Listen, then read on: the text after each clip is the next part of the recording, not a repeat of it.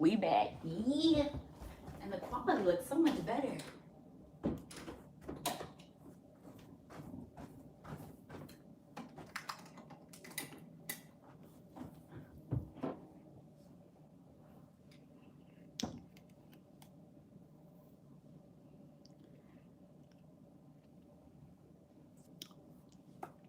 I'm back because Donnie let me use his phone and the quality is so much better. Okay. Don't mind my hair, y'all. I'm looking a little crazy. Oh, let me turn this on. Turn the comments on.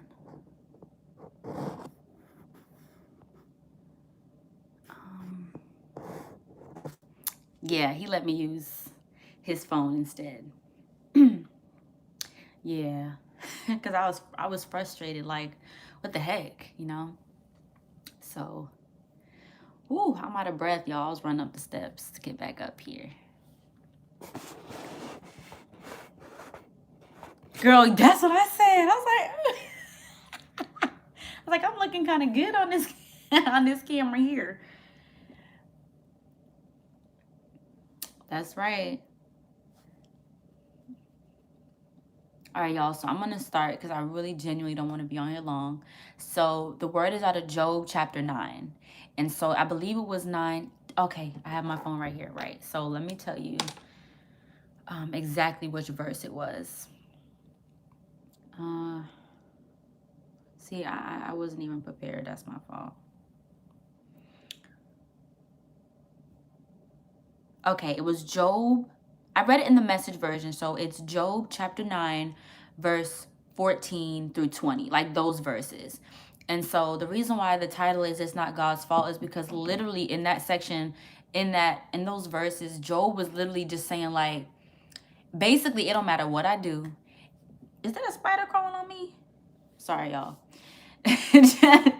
Job was basically like, it don't matter what I do. It don't matter what I say to God. He's still going to allow all this stuff to happen to me. He's still going to allow me to feel the way I feel, bitter and angry. No matter what I say to him, it don't matter. There's no case that I can present in front of God for him to change his mind. You know, and Job was basically kept saying like how innocent and blameless he was, but he was still going through these things and he didn't understand why. He's like, what's the point in even trying to go to God about it, because I'm at his mercy. And so I knew, because it was something that I kind of struggled with too, and I knew that a lot of you were probably at a point where you're feeling like God is the one doing it to you. God is the one that's making you feel the way that you feel. He's the reason why you're bitter, and he's the reason, like, you're angry because you're not seeing the change that you're wanting to see, and so you're blaming God for it. And you looking at God, well, like, God, when are you gonna come through for me? You know, like, when is this thing gonna happen? And so what I got out of it was like, you can't blame God for your own, how can I say, like, you can't blame God for the way that you handle the situation that you're in, like the way that you receive things or assess things, right? So if you're the one who's wavering in your faith, that's not God's problem, but you blame God, right? And so there are some people too where it's like you prayed about a certain thing, you felt like, okay, I heard what God had to say about it, but then later on, when you're not seeing what you want to see, all of a sudden it's like, well, God needs to be more clear, because I don't know what I'm supposed to do anymore. You know, like, God needs to talk to me. He needs to do something because I don't know. Right? And so, but asking him why too, because it's kind of like, because that's what Job was doing. Like, everybody knows the story of Job. Job was, he was going through it, right? And so even Job in it was wondering, like, why are these things happening to me? Why are you causing these things to happen to me when I didn't do anything?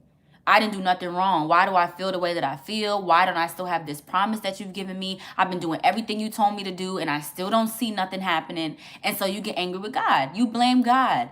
You blame God, and you're like, well, it don't matter what I say. No matter what I say to God, he's going to feel the same way that he feels. I'm still not going to get this promise. You just feel like no matter what you say, no matter what you do, it's always going to be this way, and nothing will change.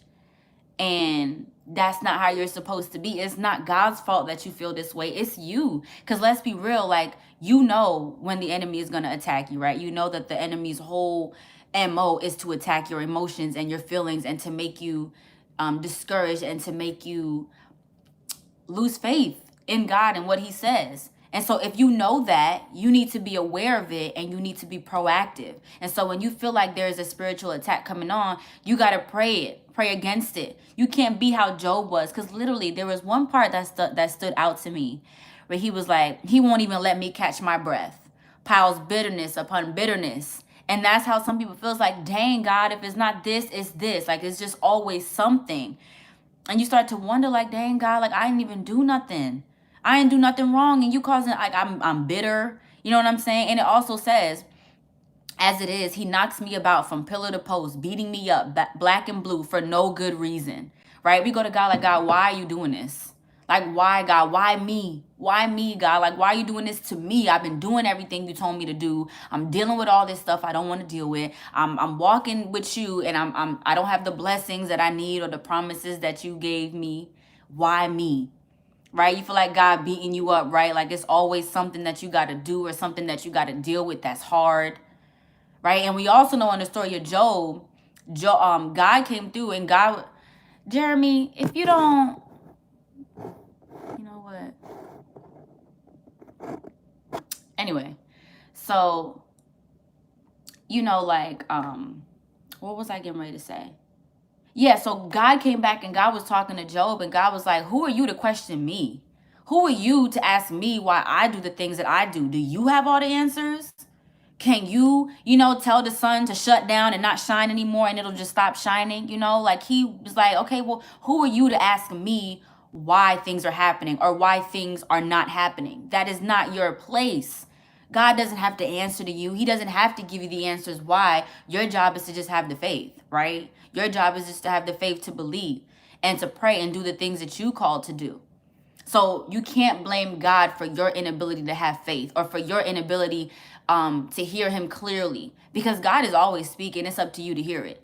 And you can't blame God when you're feeling doubtful, like, well, God, like, you need to be more clear. You need to give me more answers. If God already gave you an answer and you're choosing not to accept that, that's on you. It's not God's fault that you're going through what you're going through. We know that we don't fight against flesh and blood. And that's word, that's Bible. So if you know that, why are you blaming God? Why do you feel some type of way about what God is saying or what he's doing or what he's not doing for that matter? Because he's always working for you. But like I said, it's the enemy who makes you feel like nothing is happening. And we know that obviously the enemy was the one taunting Job, right? The enemy was the one who did all of this.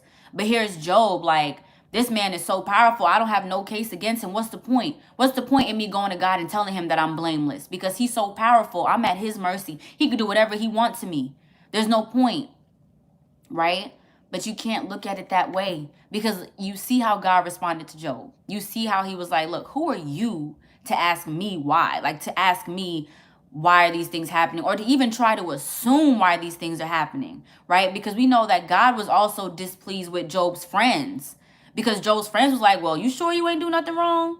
Maybe you need to go and like pray about it. You need to, go figure out if you did something wrong, because he wouldn't do this if he wasn't doing something wrong. Like, even his friends was trying to figure out why he was going through what he was going through, and they tried to tell him why. We are not in a position to know why or to understand why. We're not supposed to know why unless the Lord wants to tell us why. And just the absence of that why doesn't mean the absence of the why doesn't mean that it's God causing all of this, that it's God making you feel this way. Because I spoke to a woman today where I told her straight up, most of the time when we feel despair and we feel depression and things like that, it's because of us. It's because we lack faith, and then we start to doubt, and then we start to look at our surroundings. We do everything that God told us not to do. And then we want to blame God for the way it makes us feel. Does that make any sense? To blame God when you're the one who chose to do something that he strictly told you not to do. Like, the Bible literally has all the answers in it, right? The Bible literally tells you to focus on things that are pure, that are good, that are worthy to be thought of, right? But we choose to think on the sad things, or we choose to think on the things that we see, right? All the negative things that we're not supposed to be thinking about, we dwell on it. And then when we get sad, we're like, well, God, why? Like, why do you got to do this to me? Why is this happening to me? Why am I sad? Like, where are you? And he's been there the whole time, literally telling you not to do what you're doing. And you blame God, just like Job did. Job literally, and it's crazy because Job knew God's power, But Job twisted that power where almost as if God was using his power for bad. And that's not even in God's character.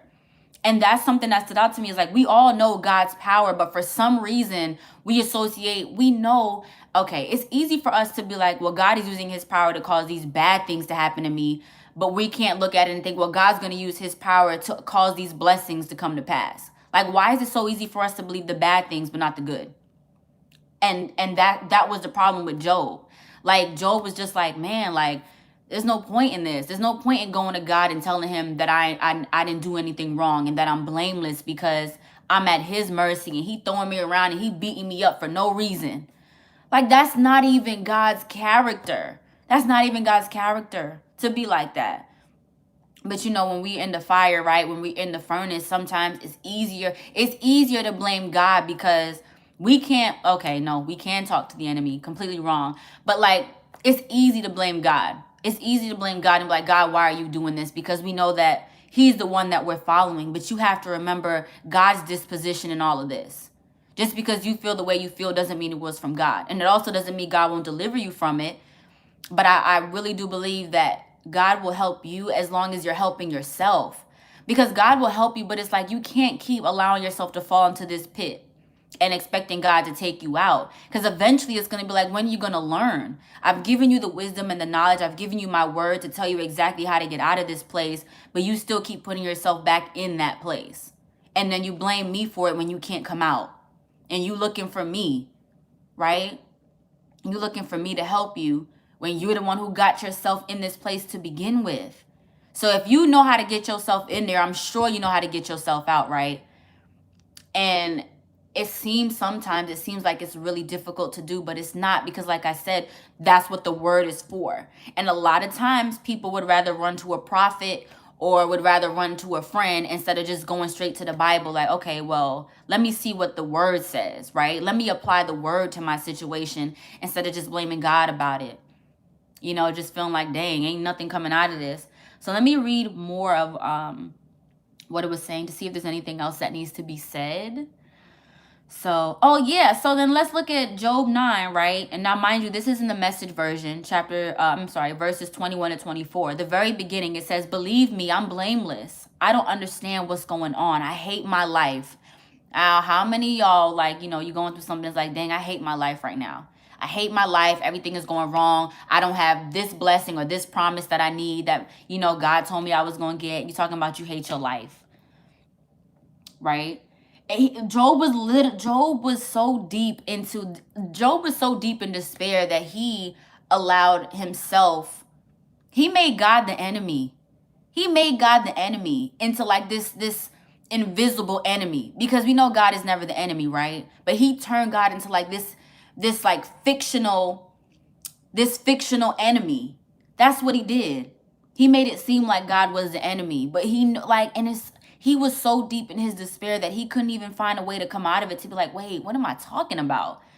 Like, Job was a righteous man. He was a good man. He followed the Lord, and he knew that. But the minute he was in despair, all of a sudden it was, why is God doing this to me? Does that make sense? Like, it doesn't even make sense. It don't even make sense. I can't bring a case against him. See, he was talking about God's death grip on him, as if God was the one, like, y'all have to remember God's character at the end of the day. Like, there is no way, like, God would never tell you to do something that wouldn't benefit you. Everything that you do for him is never in vain. Like, his character, so why are you looking like, God, why me? Like, why are you doing this to me? Why aren't you helping me? You know what I mean? Like, exactly. There are things to be thankful for. And that's the thing. You can't make God your enemy, because he's the only one who can bring you out of this. And you don't want to be angry with God. That's like one of the worst things you could possibly do. Why would you be angry with an ally? Like, he's literally on your side. If nobody else is on your side, he is. So you going through all of this and you decide, like, you know what? God is the one doing this to me. He got this grip on me and he mad at me. And what's that like? Oh, I think God is punishing me. What is God punishing you for? If you following him, if you doing what he told you to do, right? If you're being obedient, why is he punishing you? Why is your first thought, God is punishing me for what? Like, what would he possibly be punishing you for? I've heard that a lot too, where I feel like, oh, God is punishing me. I feel like he's punishing me for what? He's not punishing you. You just, as this earthly being, we want things to happen when we want it to happen. It has to happen at a certain time. It has to look a certain way. And as soon as it looks opposite of what God said, here we are blaming God. Well, God, you said this. And you said I was going to have this. And you said this would happen. God doesn't tell us to have expectations, right? He tells us to be expectant. And those are two different things. So when you are hearing from God and God has blessed you with a promise or he's spoken something over your life, you can expect it to come to pass. Expect it to be more than what you asked for, but don't have reservations about how it's going to look or what it should look like. That is not your place. When you give, how can I word this? Let me see. I'm trying to think, like when you give something to him, right? You can't micromanage it and be like, well, God, I need you to make it happen this way, and I need you to do this for me, and I need this to happen too. You can't do that if you give it to him. You can't do that. And I'm trying to think of like something I can compare it to in real life where you bring something to somebody and you can't micromanage it. Like how, like, I don't even know what I can use as an example, but you can't give it to him and then try to tell him how it needs to look or how it needs to happen. That defeats the purpose of giving it to him, right? Either you're going to give it to him and you let him take care of it, or you're going to figure it out yourself. Yeah, you could say give. Okay, yeah, right? You give somebody money, you can't be like, well, only use this money for that. Like, what? If somebody comes to you talking about, I need some money, you know what I'm saying? Then you give them the money and it's like, okay, well, I only need you to buy groceries with that. Don't spend that money on juice. Just get vegetables. Like, you can't do that. If you're going to give the money away, you just got to let it, you know what I'm saying? Let it be. You can't control that. That's right. You got to control things that are in your control. And a lot of times, like I said, we get into this place of despair because subconsciously we try to control it and we try to like manipulate it in a way where it'll happen. You know what I'm saying? And then we start to believe what we feel. We start to believe what we know, like what we told ourselves. We start to believe that that's how it's gonna look. That's how it's supposed to look. Then when it doesn't happen that way, you like, God, how could you do this to me? Right? How could you not cause it to happen this way when you knew I wanted it to happen this way? You knew I wanted this specifically and you didn't give it to me. You start to sound like a brat, right? Like throwing a temper tantrum with God. And I've been there before. I've been there before. It's like, dang, God, I thought you told me this would happen. It didn't look this way. Like, what's going on? But God just wants you to trust him. And even when it looks crazy, don't blame God for that. You know, it's the enemy. You know, we don't fight flesh and blood. And because you know that we fight in the spirit. And so that's how you have to get ready for that battle in the spirit. You know, like you can't mix the two. You can't mix the two. It'll never work. It'll never work. You can't focus on what you see because more times than not, it's not going to look like what God said immediately right away. It's not going to look like that, but you can't allow that to discourage you. You know, you can't allow that to discourage you. And you definitely don't want to, like, look, at the end of the day, God still blessed Job. But God was disappointed in Job, right? Because Job was really just listening to his friends who ain't know what they was talking about, right? Listening to his own despair. You know what I'm saying? So God is like, well, I thought you knew what it was. You know what I'm saying? I thought you knew what it was because I told you. I thought we had this relationship. I thought you understood how this relationship worked. And you don't want God to be disappointed in you. Yeah, he still blessed Job, like I said. But at the end of the day, Job was like, God is just beating me up right now. He must be mad at me. God must be mad at me. And that wasn't even the case. Job was blaming God and God wasn't even at fault. God is never at fault. Now, that's not to say that God doesn't discipline you, right? But when these crazy things happen to us, right, in our lives, when we're tempted and things like that, that is not of God. And that's Bible. That's Bible. So my word today is like, stop blaming God for the way that you feel. If God told you what it was, if God made it plain to you, if he made it clear to you what it was, that's what you need to hold on to. Your despair is a product of your lack of faith. not God's inability to cause your promise to come to pass. Read Job out loud. Is it the verse that I'm reading from? You want me to read out loud, or like the whole chapter, like Job chapter 9? Because honestly, Job chapter 9, just the whole thing really just sums it all up. Like even the titles of the chapter, right? The first one is, how can mere mortals get right with God? What? Like, we know what God requires of us, just do it. Right? God doesn't tell you these things just to be like this controlling dictator, right? God tells us these things because he knows it's going to benefit us. He knows that if we keep faith, the walk will be easier, right? He knows that. So when he tells you to do these things, like, he knows it's going to help you.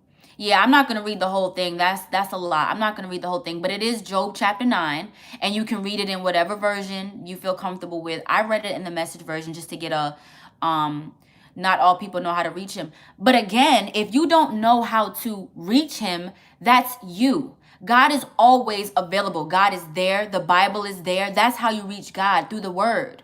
You start out reading the word.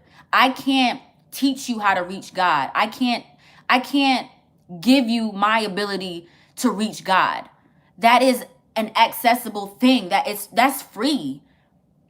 Like I always say, the only way to be able to hear from God is spending time with him. A relationship with God is like any other friendship or relationship that you have with your friends or with your, you know what I'm saying? In order to get to know somebody, you got to talk to them. In order to hear somebody, you got to talk to them.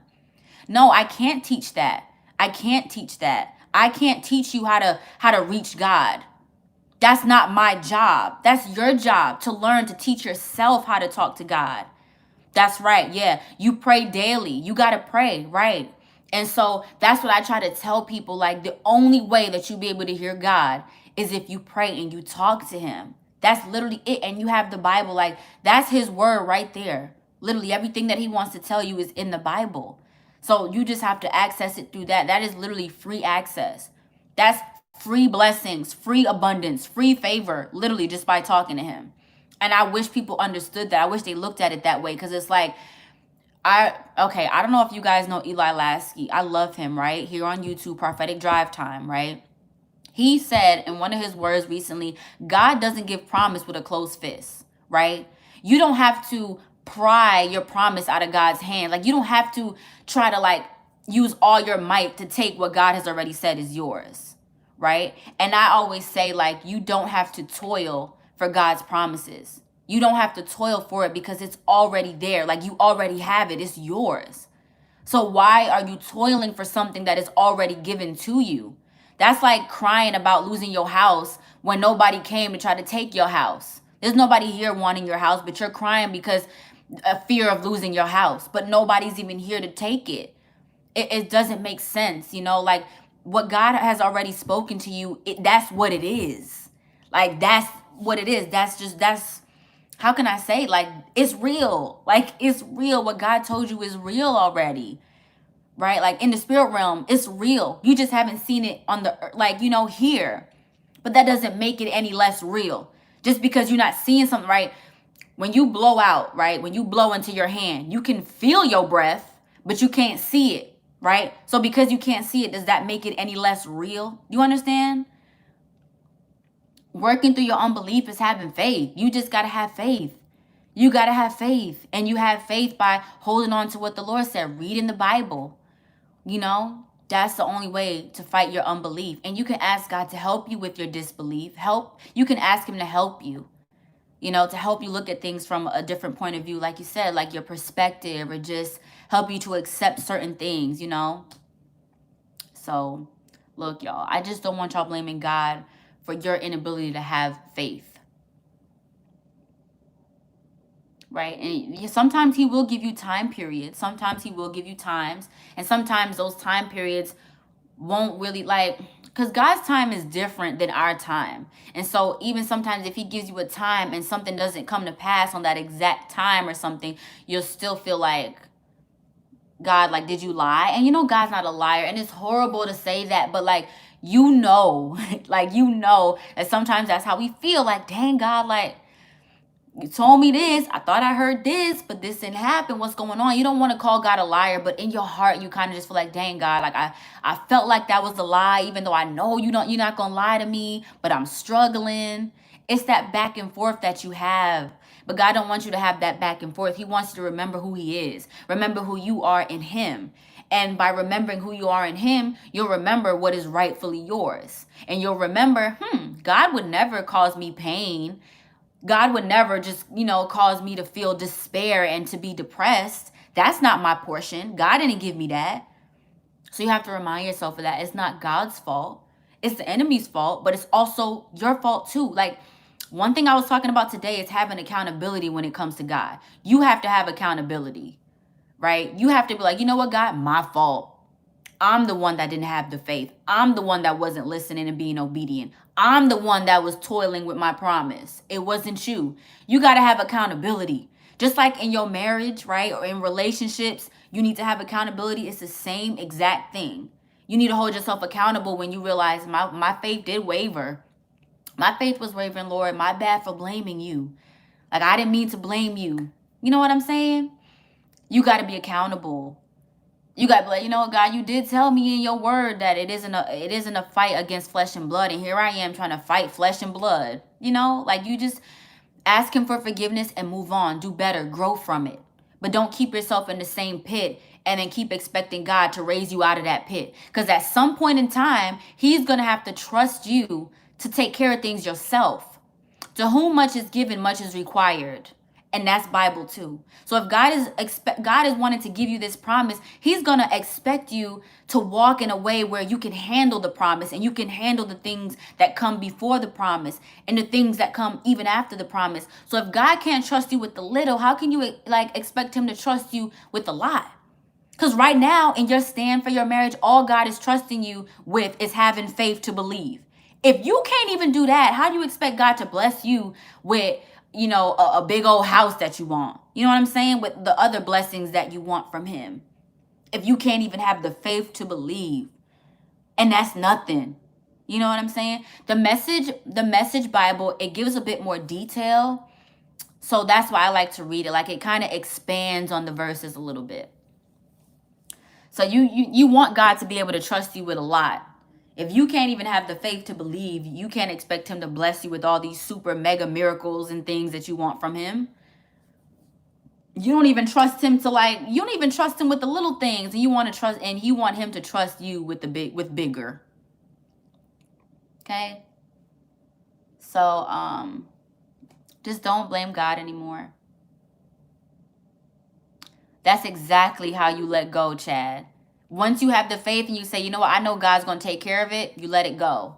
Like in my other live, when I brought up bringing your car to the mechanic, when you bring your car to the mechanic, you're not sitting there micromanaging them like, oh, you check the tire, you check my oil, right? My oil's looking good. Like, you don't do that, right? When you drop your car off at the mechanic, you know, okay, he's going to take care of it because he's qualified. Because he's a mechanic, this is what he does. So when God is giving you a promise and you have the faith to believe, you let go because you know God is qualified. He's good for it. Like, you know he can do it. Like, this is what he does. This is what God does. So that's how you let go and just believe in, like, why am I micromanaging God? Of all people, God. Like, you know what I'm saying? So that's how you let go, by having faith. If you have the faith to believe, you let go and believe, okay, God's going to take care of it. I don't even know why I doubted it. I don't even know why for a second I thought that he couldn't. Right. God is more than qualified. God qualified you. So just imagine all the qualifications he got, right? Because he qualified you, you know? So that's how you let go. Like, you got to stop worrying, how is it going to happen? When is it going to happen? Just know it's going to be perfect because God is perfect. And because you're his child, he wants things to be perfect for you. And he wants you to be happy. He wants you to enjoy things because guess what? When God restores your marriage, he's going to be happy too. God's going to be jumping up and down right with you, right? Like, God is your ally. You got to remember that. Remember his disposition. Remember his character. Because everything that's happening right now in your life is for a purpose, even if it doesn't feel like it. God can do it. Y'all better stop micromanaging him. He don't need y'all to tell him what to do. He got his PhD, all of that in blessings, right? He got his PhD in restoration. He got that all. He got all his qualifications and his credentials to do this. He was doing it since before you were born. You understand that, right? Like, he's been doing this. Right, y'all better stop. I'm telling you. I'm telling you. That's right. Y'all better stop. So, look, I'm going to go now because I've been on here for half an hour. I was only supposed to be on here for 15 minutes. So, and this hair getting on my nerves. So, I hope that, I hope the word was good. Because, you know, when I got it, it really, I was like, okay, yeah, this makes sense. Because a lot of people are like that, you know. So, I just pray that it really ministered to you guys. I know I haven't been on, you know, to do Bible study in a long time. And I really just realized today that I think I'm just really going under a lot of like, I'm experiencing some attack myself, like in my emotions, in my mindset. Like, I've been exhausted, and that's, you know, like too exhausted to even come on here. So I really, look, just pray for me, y'all. I'll be praying for y'all. You know. Oh, and thank you guys who are congratulating me on the church. It's a big thing, but I know I'll get through it. For people to reach you. Yeah, my email is always in the description box. So it's zayhudson@aol.com. It's always down there, my email. So thank you guys. I'm going to see you guys in my next one. No, I'm not in Dallas, but the whole view of it is I'm going to be living in Dallas where my church will be, where my like physical church home will be. So I'll be out there soon. God willing. Thanks, guys. I was just, I wasn't really in the right space to do this, but I did it anyway. And I feel a little bit better now, you know, so. All right, y'all. Wow, there's 100 of y'all in here. That's crazy. So I'll see you guys in my next live. Yeah. All right, y'all. I'm going to go now.